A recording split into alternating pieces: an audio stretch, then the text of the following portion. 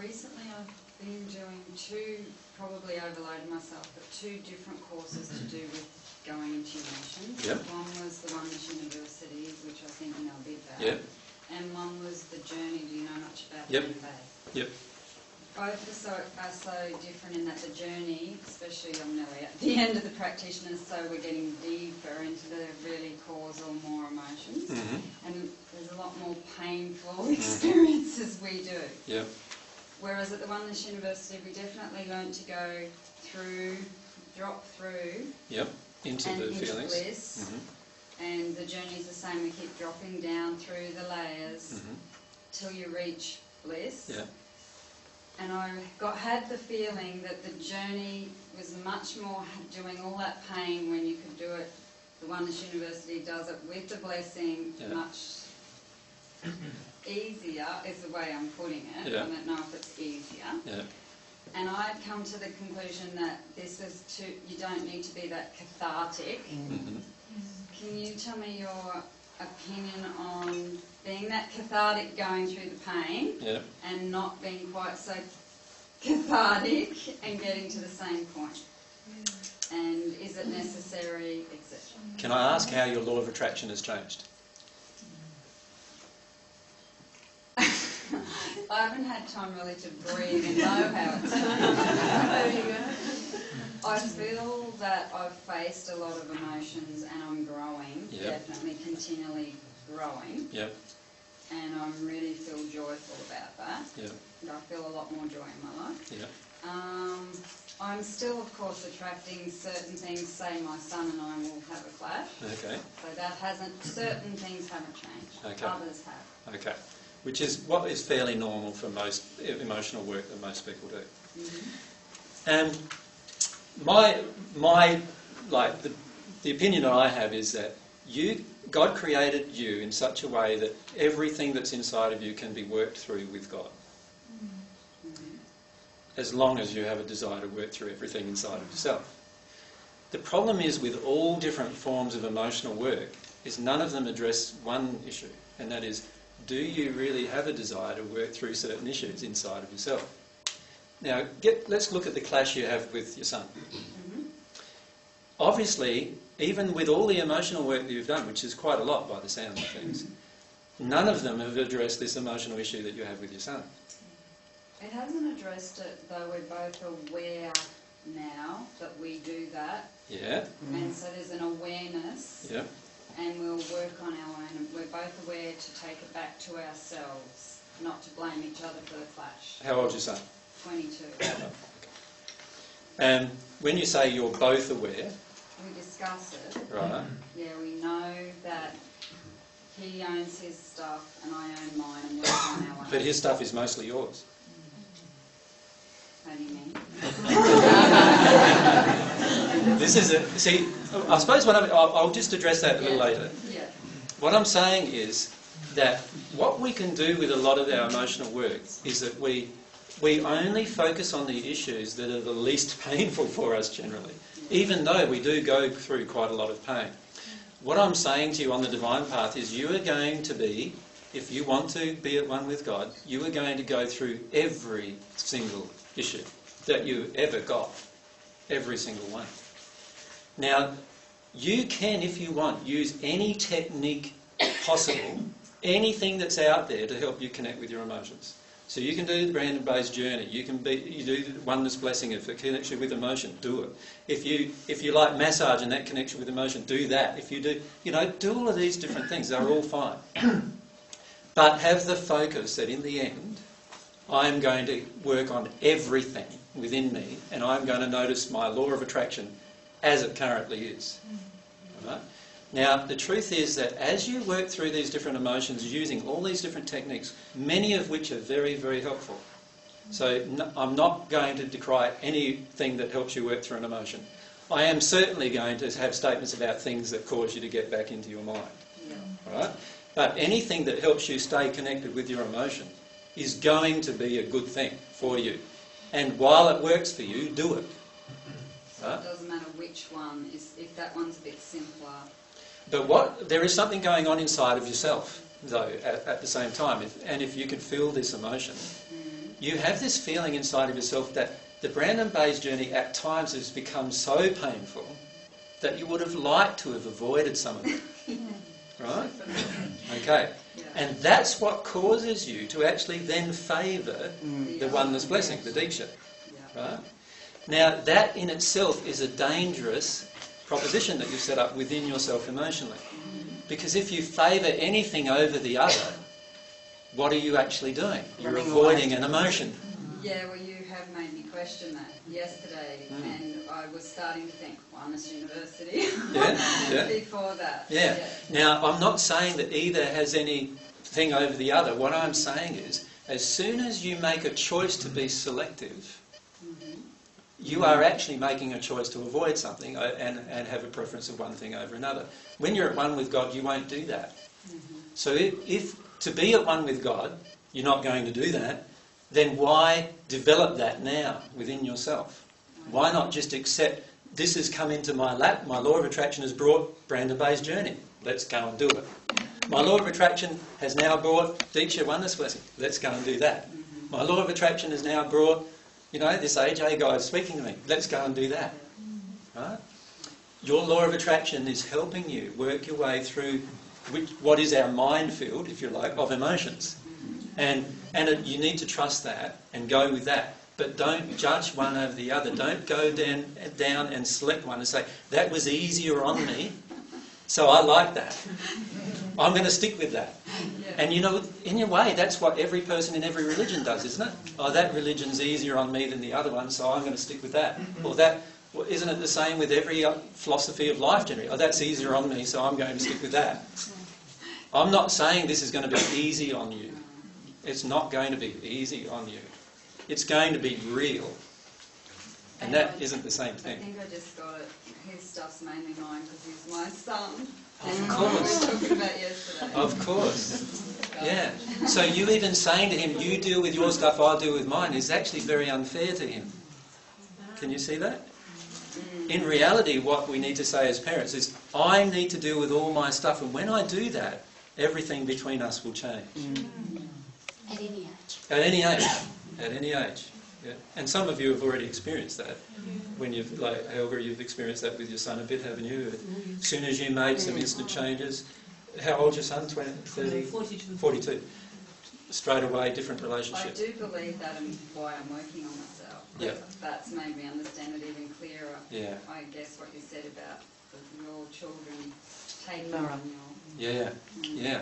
So remember that with particularly our relationship with our children are the best possible trigger. Like, I can't trigger you as much as your children can trigger you. Right? Your triggers are your children. Any problems in those relationships you have with your children, you need to look at yourself, not at the child. It's not the child, it's you that created this. Remember? I'm responsible for everything. Most parents don't like hearing that, right? I'm responsible for everything inside of myself. Everything that I'm creating around me is my responsibility.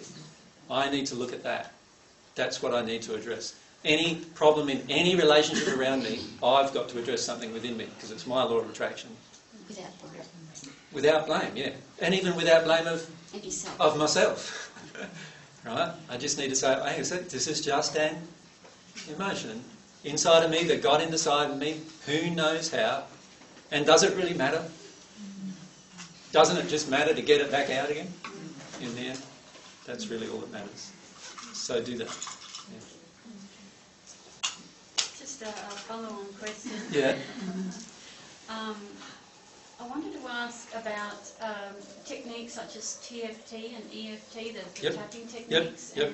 And I also saw a man up in Montville who did the tapping, but also you say a statement that contains a lot of stuff in it, and he taps it out of you. Yep. And metaphysical neurology, which is something that someone I think you met, the person who teaches yoga to you. Yep. Do those? I'm just wondering whether those actually. What I sort of feel is that in doing those, I'm kind of avoiding the emotion. I'm dissipating them without feeling them? And is this helpful? It really gets down to that. Inside, what's happening inside of you? What's your intent? You can use any, remember I just said this, you can use any technique you want as long as you intend to connect to your deep emotional causal reasons as to why you feel the way you feel. You can use exactly the same techniques in many cases to detune from the emotion as well. Okay. So it just depends on what your intent is.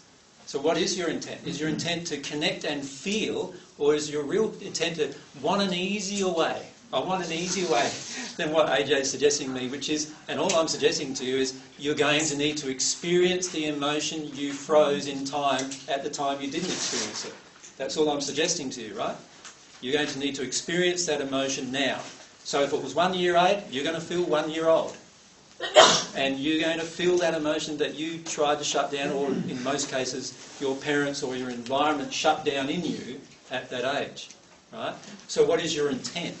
Is your intent to have an easy way, tapping yourself out of the emotion, or is your intent to tap yourself into that emotion? What's your intent? Now, most people's intent is to get themselves out of the way. Yeah, get themselves out of the emotion. Why do most people use meditation? For the same reason. Right? Most people have to meditate every day. Do you think if you're at one with God, you'll meditate every day?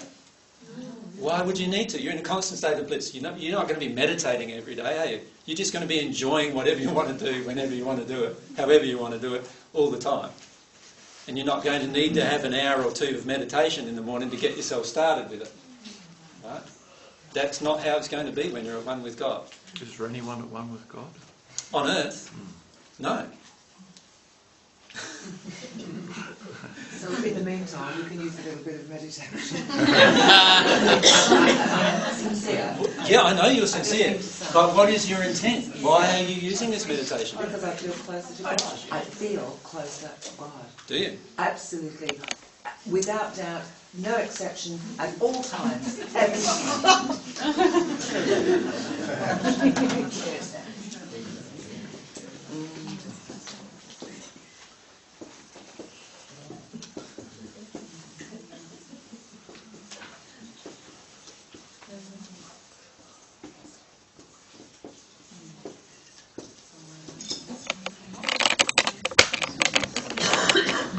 How can I be closer to God when I'm further away from myself?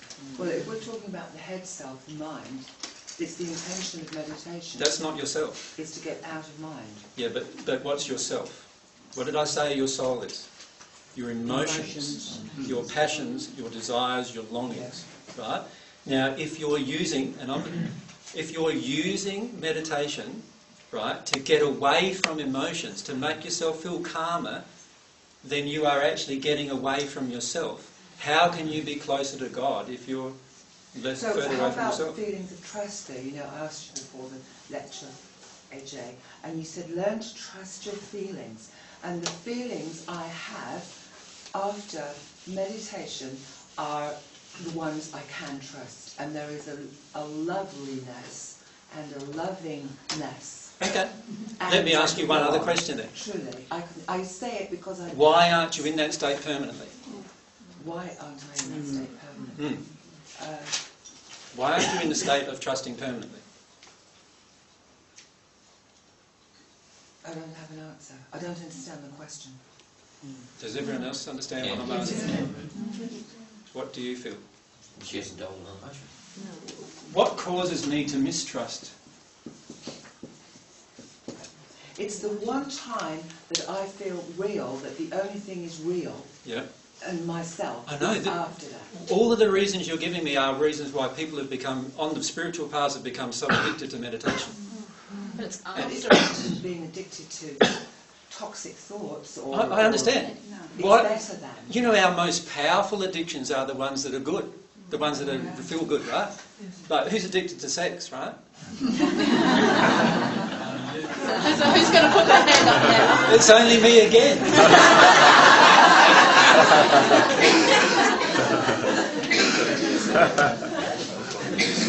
No,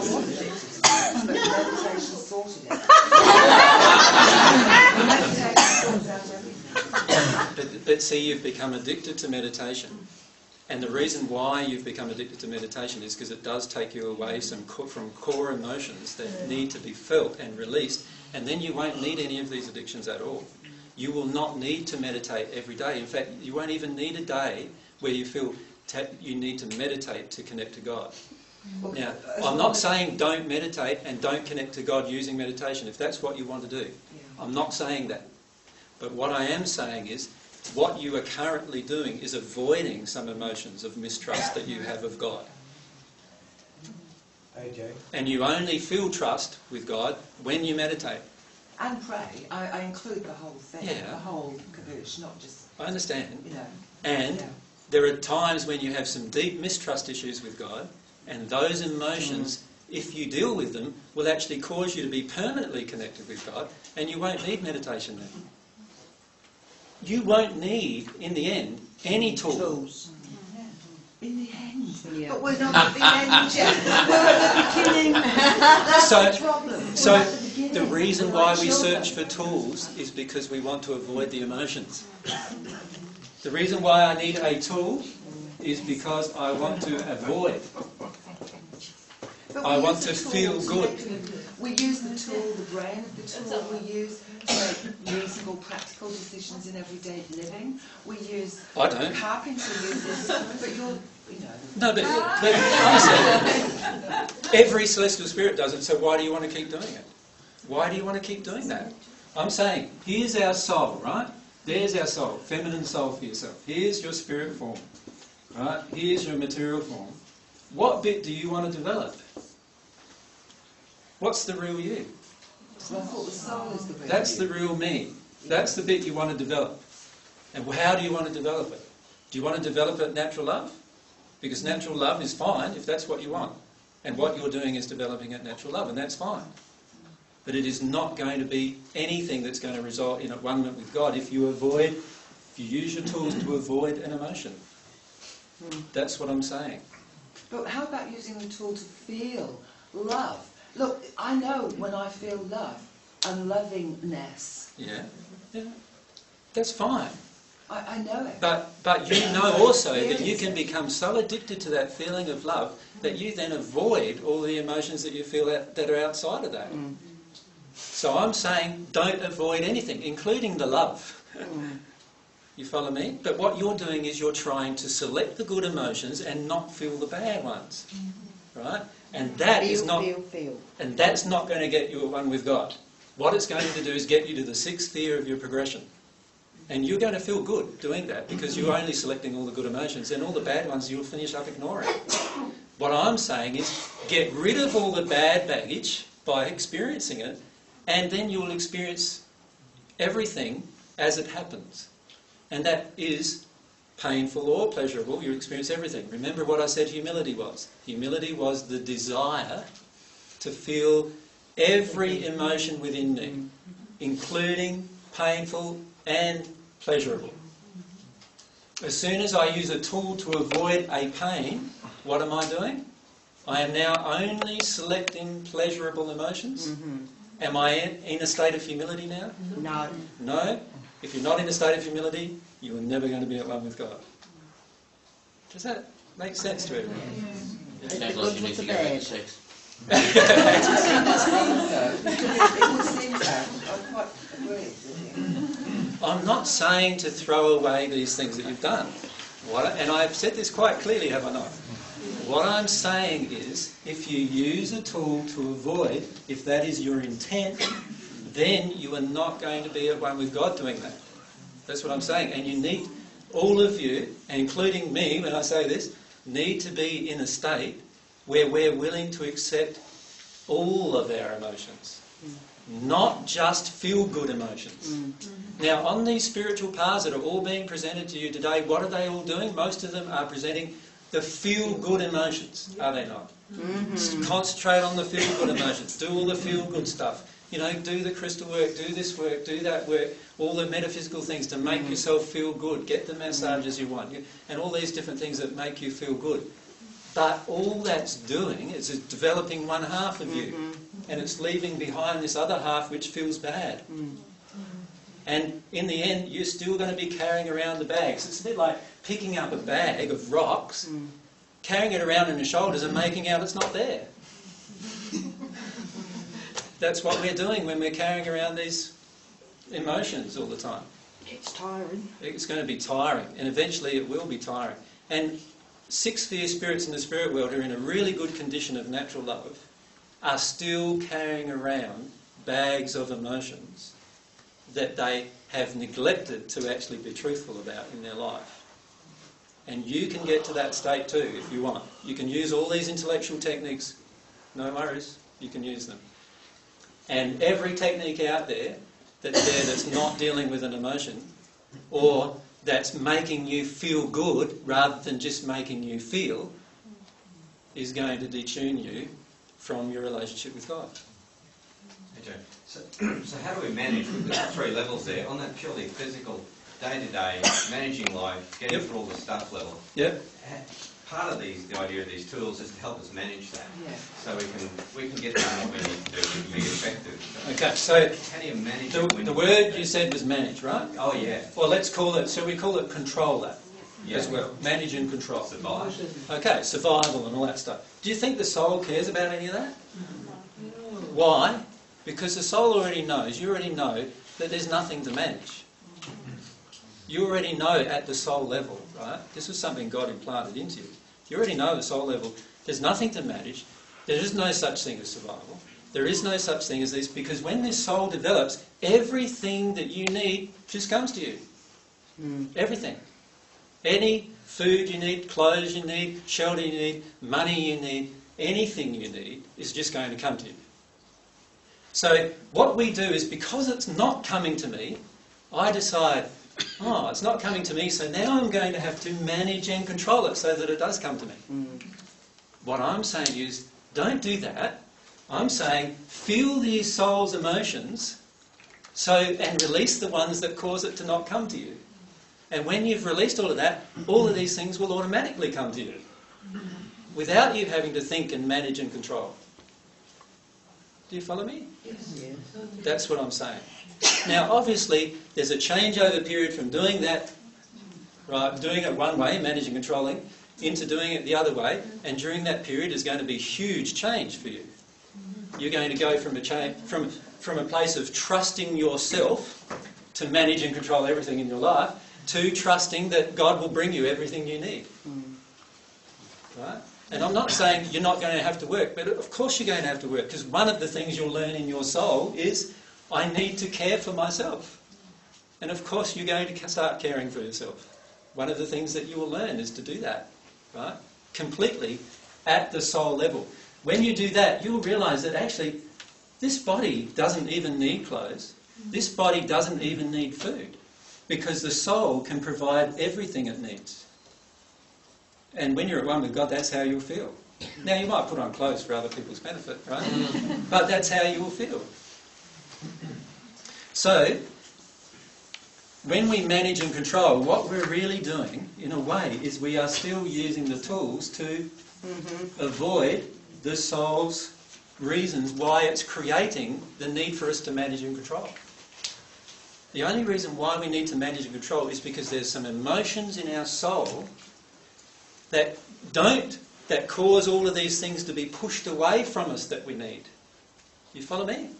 There's some emotions in my soul right at the moment of unworthiness. It pushes away my need for, money. That's what it does. One of the things it does. It pushes away my need for cash. Right?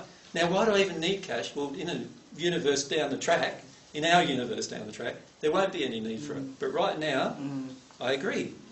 To live in this world, you're going to need to have some of this unless you're self-sufficient. So my soul is not bringing in that need. Why isn't it? It's not because I'm not working or not doing this or not doing that good enough. It's because I'm blocking it from my soul. I have an emotion in my soul that I'm not dealing with about unworthiness. Follow me? Because I release that emotion, once I release that emotion, all of a sudden, everything that this body needs will all be provided for. God provides everything.